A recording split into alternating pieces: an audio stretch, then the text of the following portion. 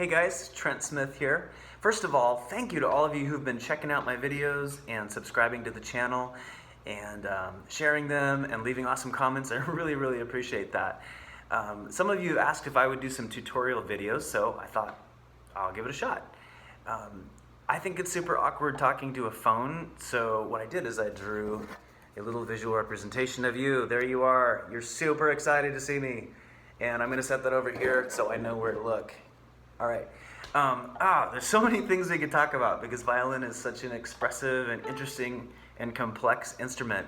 But we're just going to talk about one thing today, and that is how to use your bow to make ambient tone colors and effects on your violin. If you've had training on violin, then you probably know, you're probably better than I am, and you probably know how to project a really big, round, clear tone out of your instrument. And that's awesome. You should never, ever lose that. But there's other things you can do on a violin as well. So say if you're playing with a band or at church or something, it isn't always going to work to just be like wailing away on those big notes without getting in the way of vocals or other things. I mean, there's definitely a place for that, like interludes in songs where there's a nice lead line and everyone agrees it's a cool thing there to just kind of sing out on that. That's great. But say you want to play something that's more ambient, that's more in the background to help create a space maybe for a vocal to sing on top of. There's different things you can do with your bow to accomplish that. So I guess the normal thing for playing is to play pretty into your string with some pressure, kind of halfway between the bridge and the fingerboard, right? To get a big round tone. If you want to get an ambient sound, something you can do is try just tip the bow over on its side. Right? So if you're playing with a band, you're probably going to have a microphone of some kind. So you don't necessarily have to project a huge amount of the sound out of the instrument all the time. So you can employ some of these other techniques to get kind of an ethereal or spooky or I don't know, vibey, whatever word you want, sound. So let's take a song like What a Beautiful Name, where it's just sort of ambient at the beginning. If you were to play, I'm going to pretend it's in the key of G because that works better for my voice. If you were going to play, just hold this G note, that would, with that full tone like that, it would probably be out of character for the beginning of that song because it's more ethereal there.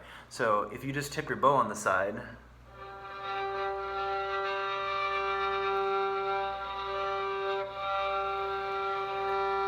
you can get more of an ambient sound. Or just try different things with your bow placement. You can put your bow flat here, but down over the fingerboard, like way down here. You were the word at the beginning. Right? Or you can try, wait, you're over here. You can try putting the bow really close to the bridge, and that kind of thins the sound out. You were the word at the beginning, one with God the Lord Most High.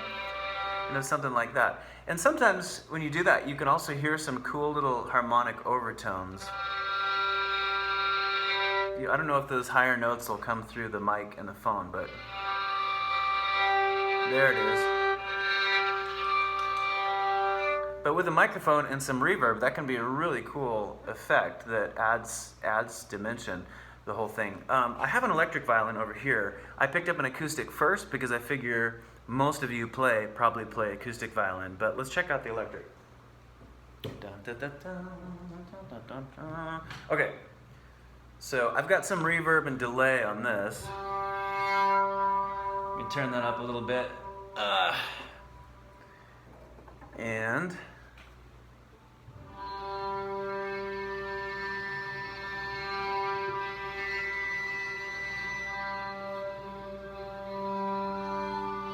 you can get some pretty cool effects on that too. Another fun thing to play with is harmonics.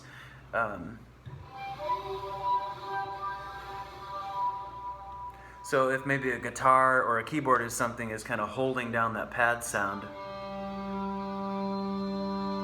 then you can just make some fun little sounds over top it.